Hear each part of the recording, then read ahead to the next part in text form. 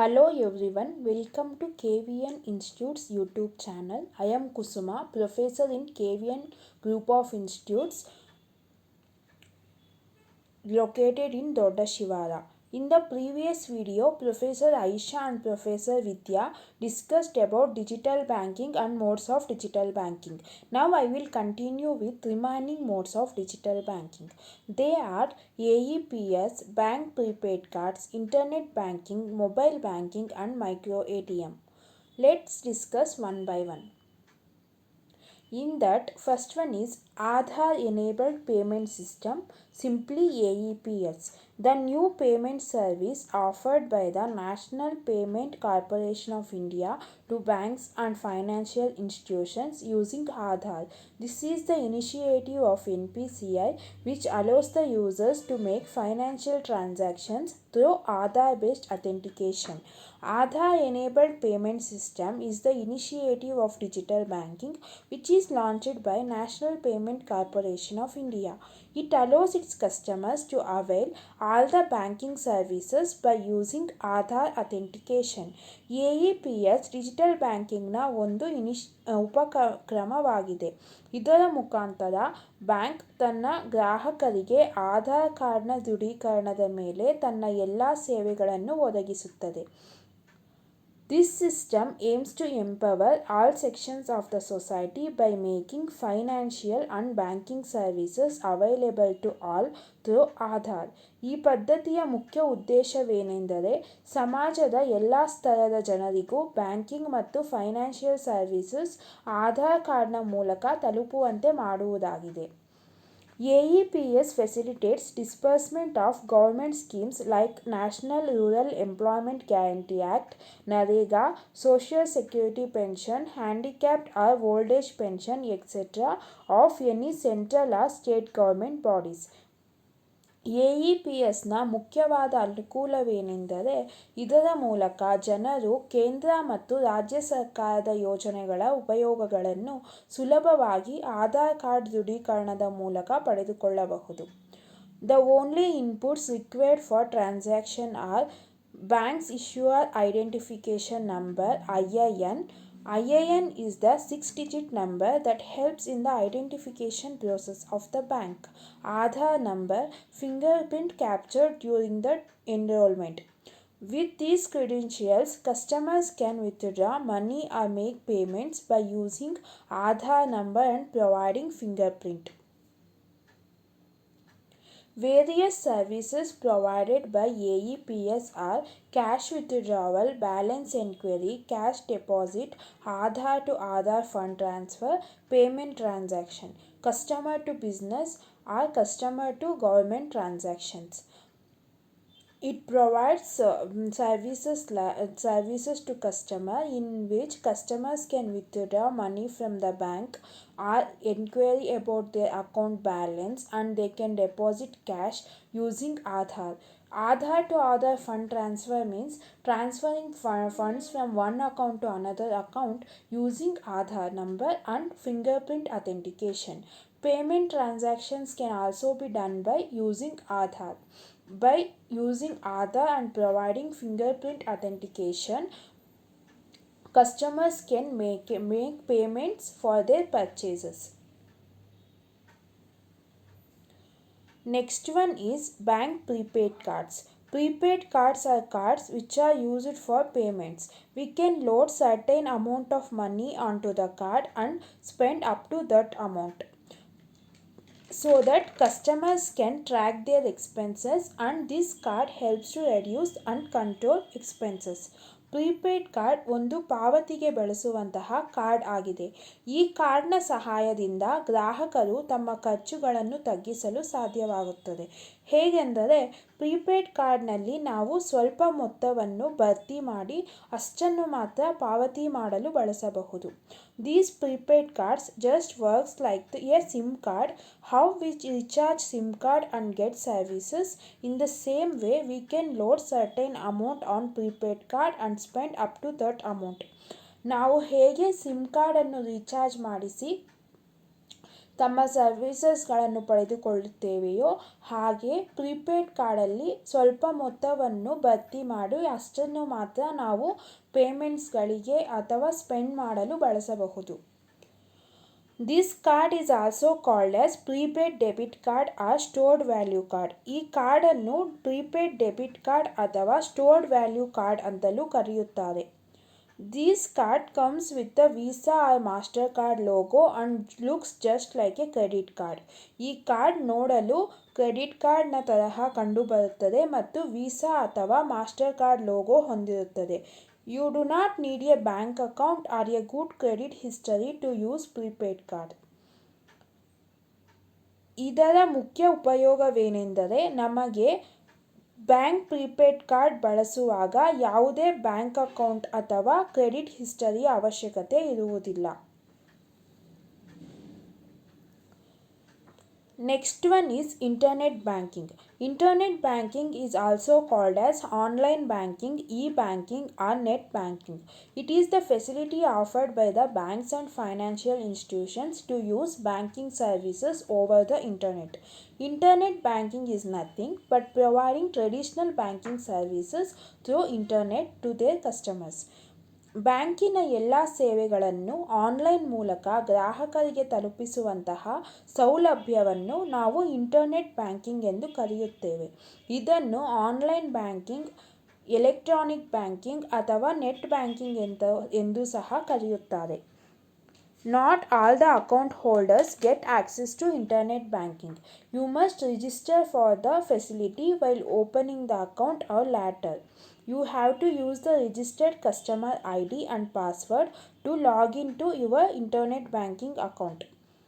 ಎಲ್ಲ ಗ್ರಾಹಕರಿಗೂ internet banking ಸೇವೆಯನ್ನು ಪಡೆದುಕೊಳ್ಳಲು ಸಾಧ್ಯವಿರುವುದಿಲ್ಲ. ನಿಮಗೇನಾದರೂ ಈ ಸೇವೆ ಬೇಕಾದರೆ ನೀವು ನಿಮ್ಮ ಖಾತೆ ತೆರೆಯುವ ಸಂದರ್ಭದಲ್ಲಾಗಲಿ ಅಥವಾ ನಂತರದ ಸಂದರ್ಭದಲ್ಲಾಗಲಿ ಬ್ಯಾಂಕಿನಲ್ಲಿ ರಿಜಿಸ್ಟರ್ ಮಾಡಿಸಿಕೊಳ್ಳಬೇಕಾಗುತ್ತದೆ. ಬ್ಯಾಂಕ್ನವರು ಕೊಡುವಂತಹ ಕಸ್ಟಮರ್ ID ಮತ್ತು ಪಾಸ್ವರ್ಡ್ನನ್ನು ಉಪಯೋಗಿಸಿಕೊಂಡು ನೀವು ಯಾವಾಗ ಬೇಕಾದರೂ ಇಂಟರ್ನೆಟ್ ಬ್ಯಾಂಕಿಂಗ್ ಅಕೌಂಟ್ಗೆ ಲಾಗಿನ್ ಆಗಿ ನಿಮಗೆ ಬೇಕಾದಂತಹ ಬ್ಯಾಂಕಿಂಗ್ ಸರ್ವೀಸಸ್ನನ್ನು ಪಡೆದುಕೊಳ್ಳಬಹುದು. Internet banking was first arrived in India in late 1990s and ICICI Bank introduced its usage in 1996 for the first time. Internet ಬ್ಯಾಂಕಿಂಗನ್ನು ಲೇಟ್ 1990ಸ್ನಲ್ಲಿ ಭಾರತಕ್ಕೆ ಪರಿಚಯಿಸಲಾಯಿತು ಮತ್ತು ಮೊಟ್ಟ ಮೊದಲ ಬಾರಿಗೆ ICICI ಬ್ಯಾಂಕ್ 1996ರಲ್ಲಿ ಇಂಟರ್ನೆಟ್ ಬ್ಯಾಂಕಿಂಗ್ ಸೇವೆಗಳನ್ನು ತನ್ನ ಗ್ರಾಹಕರಿಗೆ ಪರಿಚಯಿಸಿತು. Types of Internet Banking. According to the US Department of the Treasury, there are 3 types of Internet banking: informational Internet banking, communicational Internet banking, and transactional Internet banking. Informational Internet banking is a type of banking where bank provides basic information about its products and service, much like a brochure. This is meant for marketing purpose only. Informational internet ಬ್ಯಾಂಕಿಂಗ್ನ ಮೂಲಕ bank ತನ್ನ product ಮತ್ತು ಸರ್ವಿಸ್ಗಳ ಬಗ್ಗೆ ಗ್ರಾಹಕರಿಗೆ ಮಾಹಿತಿ ಕೊಡುತ್ತದೆ. ಇದು ಬ್ಯಾಂಕಿಗೆ ಜಾಹೀರಾತಿನ ರೀತಿಯಲ್ಲಿ ಕೆಲಸ ಮಾಡುತ್ತದೆ. Communicational Internet banking allows for some communication between the customer and the bank. It is limited to fundamental interactions such as account inquiry, new account update, loan or mortgage application. Communicational internet banking bank ಮತ್ತು ಗ್ರಾಹಕರ ನಡುವೆ ಅಲ್ಪ ಪ್ರಮಾಣದ ಸಂಪರ್ಕವನ್ನು ಏರ್ಪಡಿಸುತ್ತದೆ. ಇದು fundamental interactions ಆದ account ಬಗೆಗಿನ ಎನ್ಕ್ವೈರಿ, ಅಕೌಂಟ್ ಅಪ್ಡೇಟ್ ಮಾಡಲು ಮತ್ತು ಲೋನ್ಗೆ ಅಪ್ಲೈ ಮಾಡಲು ಮಾತ್ರ ಸೀಮಿತವಾಗಿದೆ. Transactional Internet banking is a most popular type of online banking. It offers all the benefits of traditional banking. This includes full control over your account, deposits, withdrawal, transfer updates, and online payment.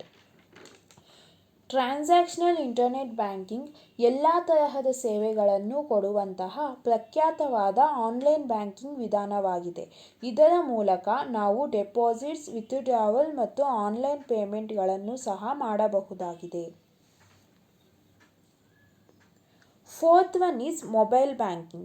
Mobile banking can be described as the facility provided by the banks to its clients in which they can access their bank account and undertake monetary transactions remotely using smartphones, tablets, or cellular devices. Mobile banking ಬ್ಯಾಂಕುಗಳು ತನ್ನ ಗ್ರಾಹಕರಿಗೆ ಒದಗಿಸುವಂತಹ ಒಂದು ಸೌಲಭ್ಯವಾಗಿದೆ. ಇದರ ಮೂಲಕ ಅವರು smartphone ಅಥವಾ ಟ್ಯಾಬ್ಲೆಟ್ಗಳನ್ನು ಬಳಸಿ ತಮ್ಮ ಬ್ಯಾಂಕ್ ಖಾತೆಗಳನ್ನು ಪ್ರವೇಶಿಸಬಹುದು ಮತ್ತು ವ್ಯವಹಾರಗಳನ್ನು ಕೈಗೊಳ್ಳಬಹುದು. It uses short message service, mobile application or the web to provide services. ಇದು SMS, ಮೊಬೈಲ್ ಅಪ್ಲಿಕೇಶನ್ ಅಥವಾ ವೆಬ್ನ ಮೂಲಕ ತನ್ನ ಸೇವೆಗಳನ್ನು ಒದಗಿಸುತ್ತದೆ. ICICI Bank is the first bank to introduce mobile banking in India. Currently, this service is offered by 97 banks. ICICI bank ಮೊದಲ ಬಾರಿಗೆ mobile banking ಸೇವೆಯನ್ನು ಭಾರತದಲ್ಲಿ ಪರಿಚಯಿಸಿತು ಮತ್ತು ಪ್ರಸ್ತುತ 97 ಬ್ಯಾಂಕುಗಳು ಈ ಸರ್ವಿಸ್ಗಳನ್ನು ನೀಡುತ್ತವೆ. It provides all the services from sending usage activity to the client's cell phone to allowing client paying bills or sending money abroad. ಗ್ರಾಹಕರ ಸೆಲ್ ಫೋನ್ಗೆ ಯೂಸೇಜ್ ಆಕ್ಟಿವಿಟಿಯನ್ನು ಕಳುಹಿಸುವುದರಿಂದ ಹಿಡಿದು ಅವರಿಗೆ ಬಿಲ್ ಪೇಮೆಂಟ್ ಮಾಡಲು ಮತ್ತು ವಿದೇಶಕ್ಕೆ ಹಣವನ್ನು ಕಳುಹಿಸುವ ತನಕ ಎಲ್ಲ ತರಹದ ಸೇವೆಗಳನ್ನು ಮೊಬೈಲ್ ಬ್ಯಾಂಕಿಂಗ್ ತನ್ನ ಗ್ರಾಹಕರಿಗೆ ಒದಗಿಸುತ್ತದೆ. Last one is micro ATM. Micro ATMs are handheld card swiping machines with a fingerprint scanner attached to it, which is used to disperse cash in remote locations where bank branches cannot reach. These are the advanced form of POS terminals with GPRS connectivity, which can travel from village to village easily. Micro ATMಗಳು point of sale ಟರ್ಮಿನಲ್ಗಳಾಗಿವೆ. ಅದಕ್ಕೆ fingerprint ಸ್ಕ್ಯಾನರನ್ನು ಲಗತ್ತಿಸಲಾಗಿರುತ್ತದೆ. Bank ಶಾಖೆಗಳು ತಲುಪಲು ಸಾಧ್ಯವಾಗದ ದೂರದ ಸ್ಥಳಗಳಲ್ಲಿ ಹಣವನ್ನು ವಿತರಿಸಲು ಇದನ್ನು ಬಳಸಲಾಗುತ್ತದೆ. ಇವುಗಳಿಗೆ GPRSನ ಸಂಪರ್ಕವಿರುವುದರಿಂದ ಸುಲಭವಾಗಿ ಹಳ್ಳಿಯಿಂದ ಹಳ್ಳಿಗೆ ತೆಗೆದುಕೊಂಡು ಹೋಗಬಹುದಾಗಿದೆ. Bank appoints banking correspondents to run these missions. They can be shopkeepers or retired banking staff. Bank ಈ ಮಿಷನ್ಗಳನ್ನು ನಡೆಸಲು ಬ್ಯಾಂಕಿಂಗ್ ಕರೆಸ್ಪಾಂಡೆಂಟ್ಸ್ ಅನ್ನು ನೇಮಕ ಮಾಡಿರುತ್ತದೆ. ಇವರು ರಿಟೈರ್ಡ್ ಬ್ಯಾಂಕಿಂಗ್ ಸ್ಟಾಫ್ ಅಥವಾ ವ್ಯಾಪಾರಿಗಳಾಗಿರುತ್ತಾರೆ. Infrastructure Development Finance Company IDFC Bank is the first to start micro ATMs in India. IDFC company ಮೊದಲ ಬಾರಿಗೆ micro ATM ಸರ್ವಿಸ್ನನ್ನು ಭಾರತದಲ್ಲಿ ಪರಿಚಯಿಸಿತು. ಭಾರತದಲ್ಲಿ ಡಿಮಾನಿಟೈಸೇಷನ್ ಸಮಯದಲ್ಲಿ ಮೈಕ್ರೋ ATMಸಿಂದ ಜನರಿಗೆ ಬಹಳ ಅನುಕೂಲಗಳಾದವು. ಹಣ ಪಡೆದುಕೊಳ್ಳಲು ಇವುಗಳಿಂದ ತುಂಬ ಉಪಯೋಗವಾಯಿತು.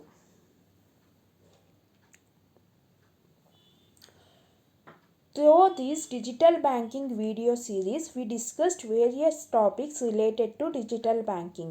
It includes meaning of digital banking, advantages of digital banking, and various modes of digital banking and services provided by digital banking. Soon we will meet you with another interesting topic. Hope you enjoyed this video. Thank you.